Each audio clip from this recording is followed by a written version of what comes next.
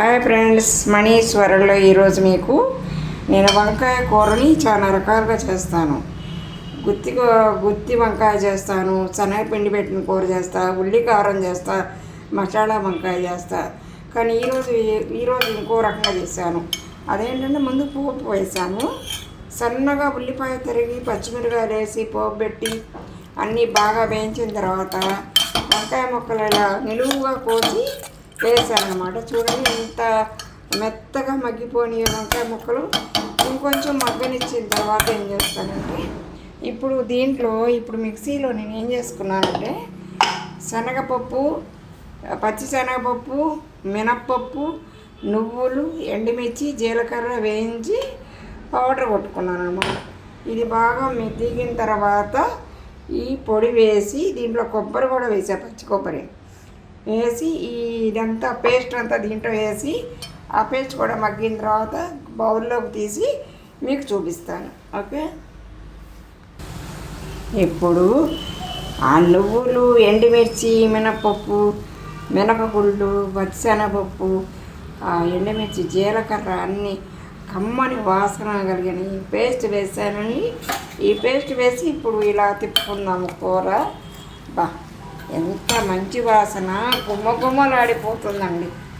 అసలు ఎంత మంచి వాసన అంటే అంత మంచి వాసన. ఇప్పుడే అన్నం తినేద్దామా అన్నంత ఇదిగా ఉంది వాసన, ఎంత కమ్మగా ఉందన్నమాట. మీరు బాగా వేయించుకొని ఎక్కడ మాడకుండా వేయించుకోండి. పప్పులు ముఖ్యంగా మాడి అనుకో మళ్ళీ ఎంత కమ్మగా మొదలుపెట్టినా కూడా అసలు ఆ కూర టేస్టే బాగోదబ్బా. అందుకని మీరు చక్కగా దగ్గరుండి అన్నీ పోకుండా వేయించుకోండి. మరొక్కసారి ఒక 5 నిమిషాలు కనుక ఈ కూరను మనం పౌడర్ కలిపాం కదా, ఆ పేస్ట్ కలిపి పై మీద పెట్టి ఒక 5 నిమిషాలు మగ్గనిస్తే ఆ కూర ఎంత టేస్ట్గా ఉంటుందంటే అంత టేస్ట్గా ఉంటుంది. సూపర్ అబ్బా. చాలా రకాల కూర వండాను, ఈ కూర కూడా చాలా టేస్ట్గా ఉంటుంది. మీరు మనీశ్వరుల ద్వారా ఈ వంకాయ కూరని ఒకసారి నేర్చుకుని మీరు కూడా వండుకుంటారని ఆశపడుతున్నాను.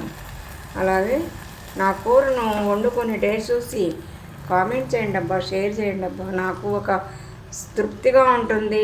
నేను చేసిన ఈ కూరని మీరు చేసుకున్నారని అంత తృప్తిగా ఉంటుంది.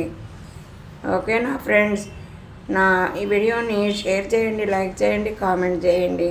ఈ మధ్య ఎక్కువ గుళ్ళ దగ్గర పెళ్లి వేడుకలు పెళ్లి కూతురు పూజలు దేవాలయాల్లో అన్నీ అవి పెడుతున్నాను, కానీ నేను స్వయంగా చేసిన కూర పెడతలేదు. ఈరోజు ఎందుకో ఈ వంకాయ కూరని పెట్టాలనిపించింది.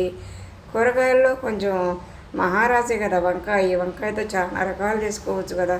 పులుసు చేసుకోవచ్చు, పచ్చడి చేసుకోవచ్చు, పెరుగు కూర చేసుకోవచ్చు, అలాగ వంకాయ టమాటా చేసుకోవచ్చు, వంకాయ బంగాళదుంప చేసుకోవచ్చు, అలా అన్ని రకాలు చేసుకోవచ్చు అనమాట. ఈరోజైతే ఈ కూర చేశాను. Okay friends, bye.